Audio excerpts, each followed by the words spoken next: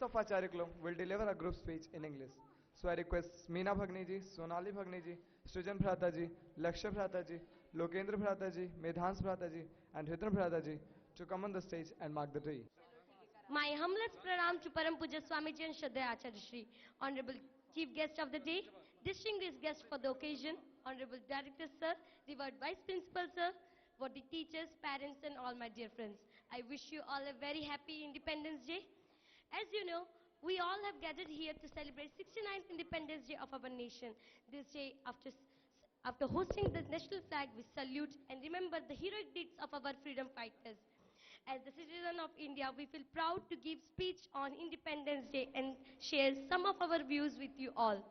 On the night of August 14, 1947, Pandit Jawaharlal Nehru rose to make a speech on Independence Day in New Delhi. He said, when the world sleeps, India will wake to life and freedom. India become free from British rule.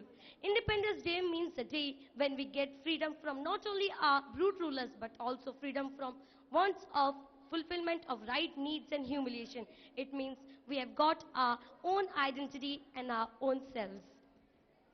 What is the significance of 15th August in India? The Republic of India gained its independence from the British rule on 15th August 1947.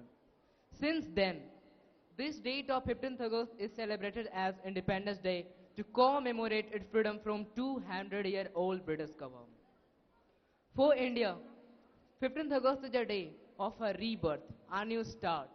At the midnight of 15th August 1947, the British rulers handed back our country to the Indian leaders, ending a remarkable struggle that lasted years. It was 15th August 1947, a historic day on which sovereign India's first Prime Minister Pandit Jawaharlal Nehru unfolded tricolor of the nation on the glorious Red Fort. This day is significant in the history of India, bringing an end of British colonial rule from India. This is the day when we remember the great leaders who gave him their life for nation freedom and prosperity. Dr. Bhimrao Ambedkar gave the longest written constitution to us. Pandit Jawaharlal Nehru worked for an industrialized India. Subhash Chandra Bose inducted courage in us. Swami Vivekananda gave us spiritual power. Gandhi taught us ahimsa and non-violence. But it is not good to remember the heroic deeds of only few main leaders of freedom fight, because freedom fighting was a collective effort. Without the cooperation, sacrifice and involvement of all Indians, it was impossible to get freedom.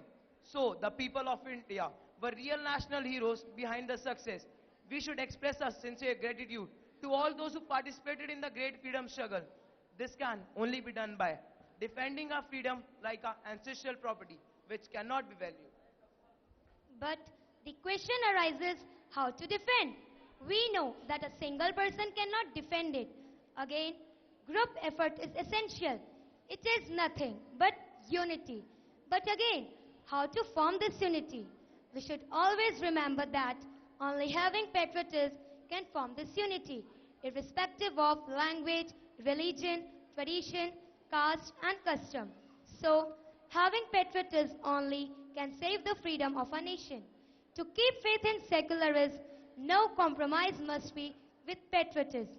We should punish the forces that support terrorism, else one bad day we'll lose our freedom. There is no denying that the word independence brings back nostalgic memories to all those who love their Indian country.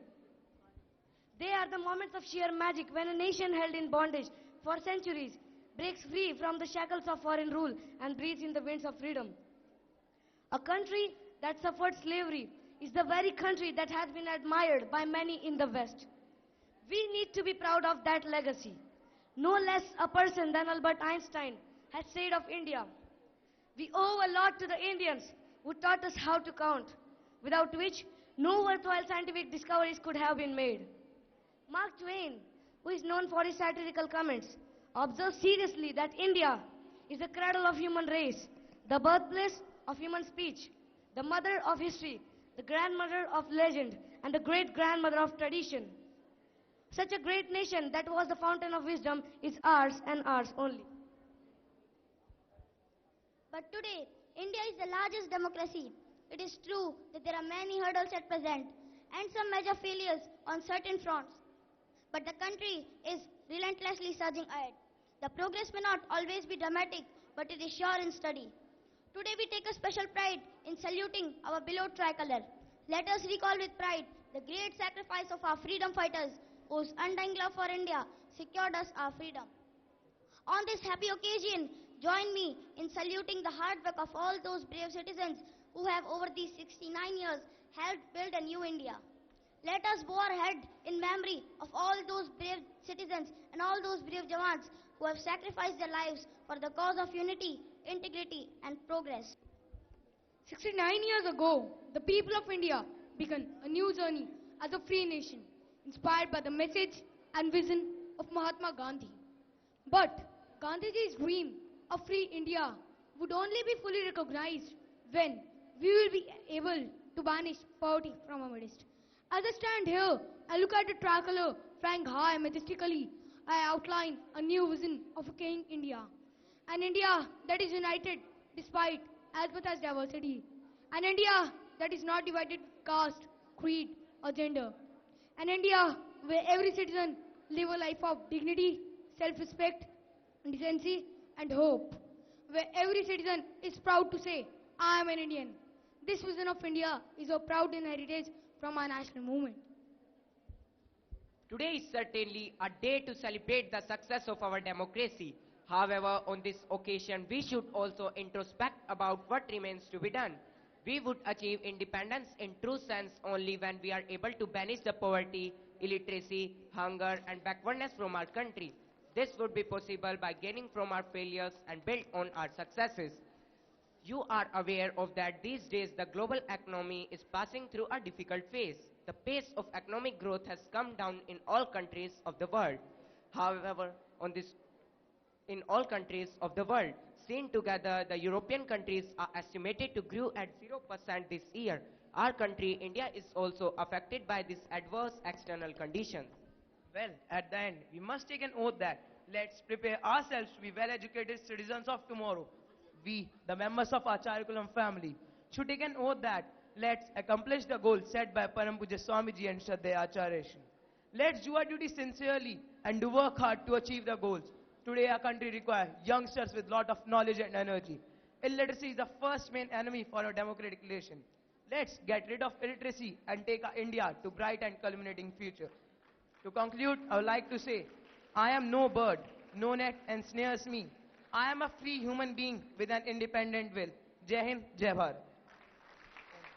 It was a magnificent performance indeed. Thank you. अब आज के सांस्कृतिक कार्यक्रम के अंतिम प्रस्तुति के रूप में वैदिक गुरुकुलम के ब्रह्मचारी आ रहे हैं। किस प्रकार से हमारे क्रांतिकारियों को प्रताड़ना दी जाती थी, एक एक्शन सॉन्ग के माध्यम से आप देख पाएंगे। वैदिक गुरुकुलम के सभी विद्यार्थी आएंगे, अपनी प्रस्तुति देंगे। देश नु चलो, देश नु चलो,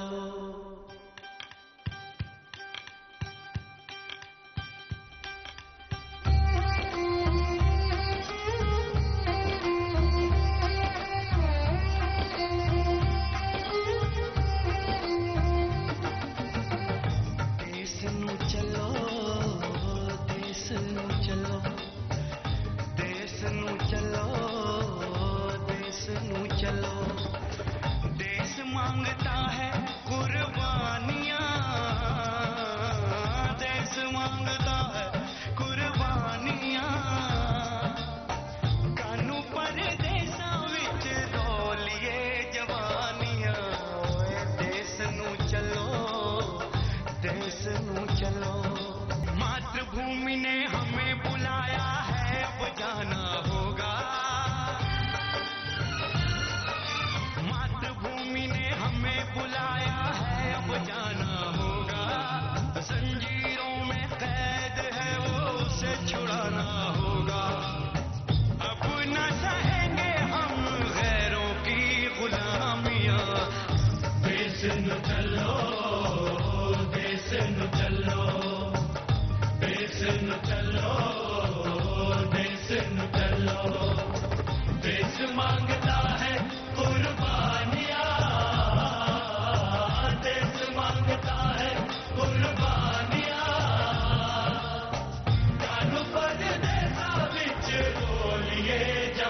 जवानिया देश नु चलो देश नु चलो देश नु चलो देश नु चलो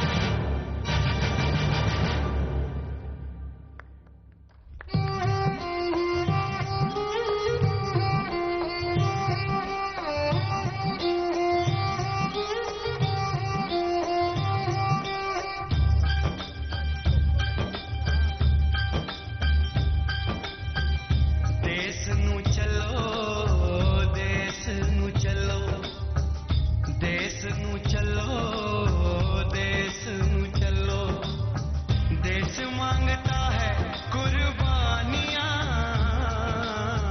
देश मांगता है कुर्बानियां कानू परदेसा विच रोलिए जवानियां ओए देश नु चलो देश नु चलो देश मांगता है कुर्बानियां देश मांगता है कुर्बानियां कानू परदेसा विच रोलिए जवानियां देश नु चलो देश नु चलो देश नु चलो देश नु चलो देश नु चलो देश नु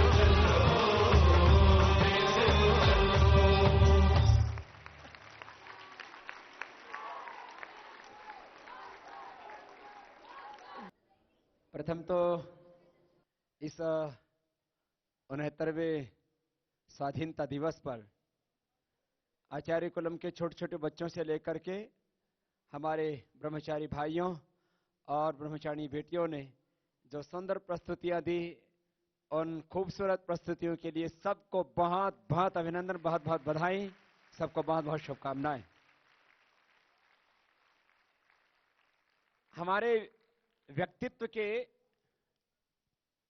कई छोटे छोटे पहलू होते हैं और ये सारे अनुष्ठान, ये सारे कार्यक्रम हमारी व्यक्तित्व की उन छोटी छोटी इकाइयों को उभारने के लिए, हमारे भीतर के असीमित सामर्थ्य को जगाने के लिए कई प्रकार से ये प्रयास और पुरुषार्थ किया जाता है। आप सब कर रहे हैं। अब मैं यहाँ जो अष्टाध्यायी की परीक्षा हुई, उसमें से ऐसे प्रतिभागी जो प्रथम, द्वितीय और तृतीय स्थान पर रहे, उनको यहां आमंत्रित करना चाहता हूं। यद्यपि मैंने सब विद्यार्थियों के अंक देखे तो एक एक दो दो अंकों का अंतर था, एक अंक का भी अंतर था। अब एक अंक के अंतर से, 2 अंक के अंतर से ही प्रथम, द्वितीय और तृतीय का फैसला हुआ है। तो वो दूसरी जो मार्कशीट है वो भी आपको दे देंगे, जिससे कि जिनके थोड़े 1-2 नंबर कम आए वो निराश ना हो। तो पहली बात तो प्रथम तो उनके लिए तालियां जो 1-2 अंकों से पीछे रह गए, लेकिन पुरुषार्थ उन्होंने बहुत किया है।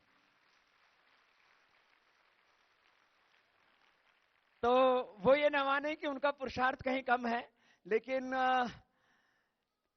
अब जो प्रथम, द्वितीय, तृतीय आए हैं उनको अभी तो मैं केवल आशीर्वाद के लिए यहां पर आमंत्रित करूंगा, लेकिन बाद में उनको बड़ा पुरस्कार भी देंगे।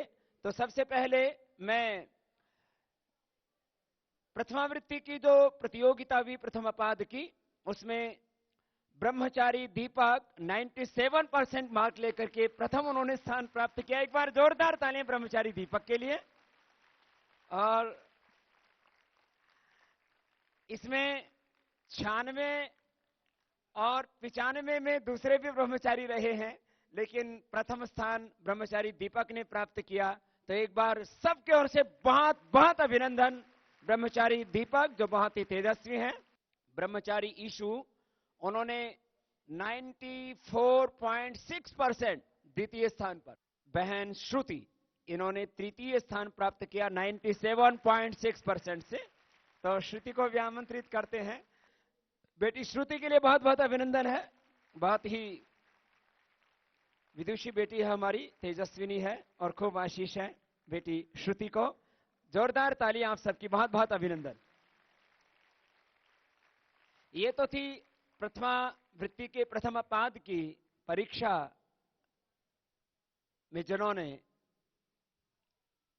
इतिहास बनाया, जिन्होंने गौरव प्राप्त किया, जिन्होंने बहुत पुरुषार्थ किया। अब धातु पाठ के जो हमारे प्रथम, द्वितीय और तृतीय विजेता, उनको हम आमंत्रित कर रहे हैं।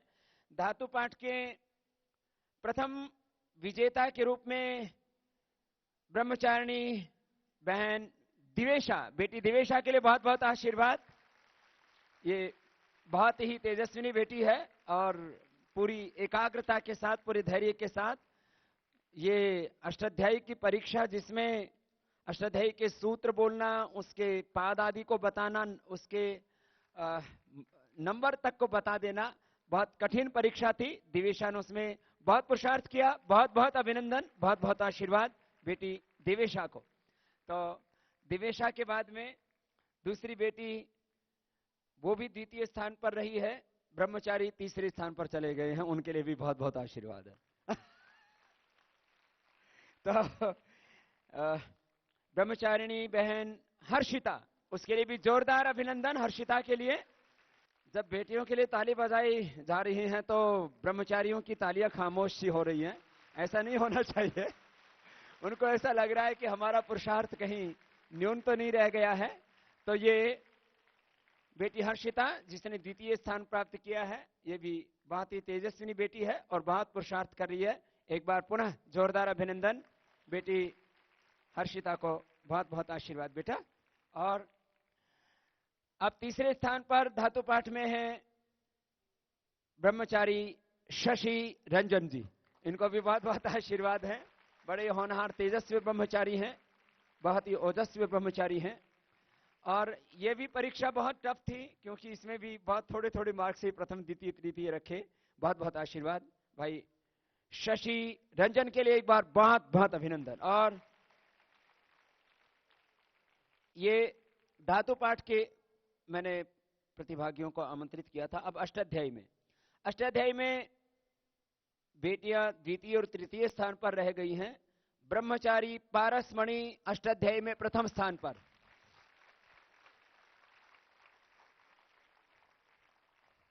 बहुत ही तेजस्वी ब्रह्मचारी है पारसमणि। वैसे भी पारस कहते हैं कि जिसको भी छुए वो सोना हो जाता है, तो पारस के लिए बहुत बहुत आशीर्वाद है, बहुत बहुत अभिनंदन है। खुश है बेटा, बहुत पुरुषार्थ करते हैं पूरी एकाग्रता के साथ, उसमें खोना पड़ता है, उसी को जीना पड़ता है।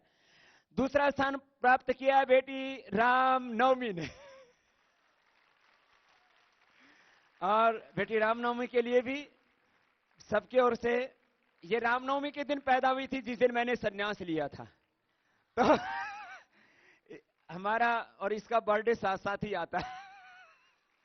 बहुत बहुत आशीर्वाद है बेटी रामनवमी को, बहुत बहुत अभिनंदन है। जोरदार तालियां बेटी रामनवमी के लिए, बहुत आशीष बेटा।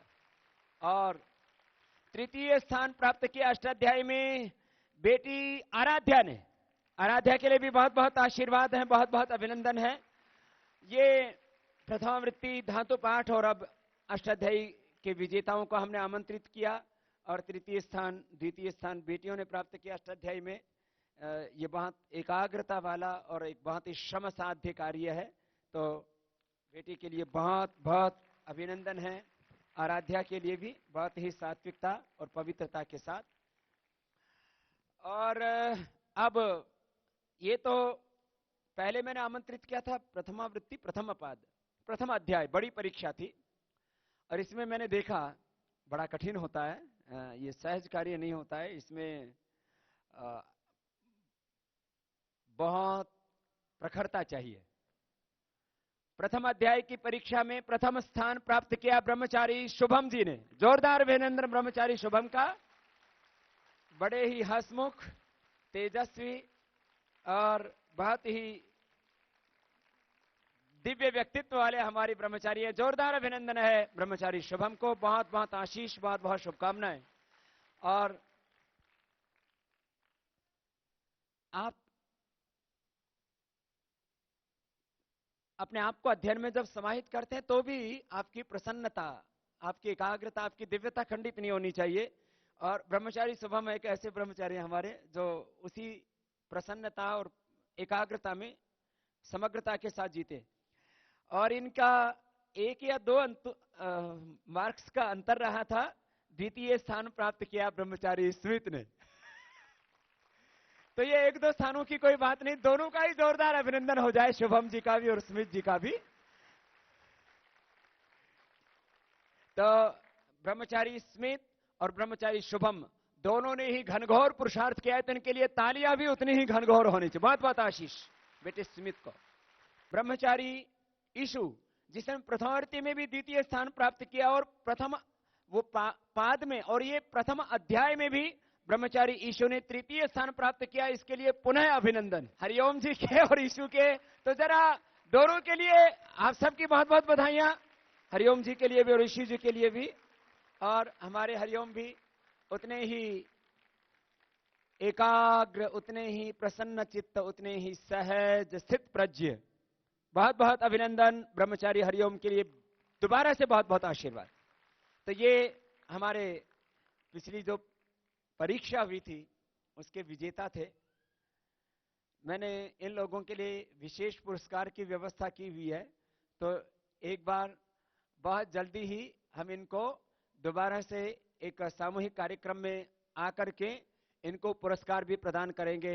सबको बहुत बहुत आशीर्वाद, बहुत बहुत शुभकामनाएं। ऐसे ही हमारा पुरुषार्थ निरंतर जागृत रहे। और ये बात मैं आचार्य कुलम के इन बेटों के लिए और बेटियों से लेकर के वैदिक कन्या गुरुकुलम की बेटियों और ब्रह्मचारियों के लिए समान रूप से कहूंगा, पुरुषार्थ की बहुत महिमा है जीवन में। और जब हम किसी कार्य में पूरी तरह से समाहित हो जाते हैं, मैं उसको हर क्षेत्र में देखता हूं, अध्ययन में भी, अलग अलग प्रस्तुतियों में भी। कुछ पूरे खो जाते हैं, कुछ थोड़े थोड़े होते हैं। नहीं, जो भी करना है उसमें पूरी तरह से खो करके, वही होकर के करना है। योग करें, ध्यान करें तो योग में पूरे खो गए, अध्ययन करते हैं तो अध्ययन में पूरे खो गए, नृत्य कर रहे हैं तो नृत्य में पूरे खो गए, गायन कर रहे हैं तो गायन में पूरे समाहित हो गए। बस अपने आप को बचा के नहीं रखना। मुझे पूरा विश्वास है आप सबके भीतर वो दिव्य व्यक्तित्व और नेतृत्व तैयार होगा, जिस पर मुझ सहित भारत की संपूर्ण ऋषि परंपरा को गौरव होगा, संपूर्ण भारतवासियों को गौरव होगा। आप सबको पुनः बहुत बहुत शुभकामनाएं। बोलो भारत माता की, भारत माता की, वंदे वंदे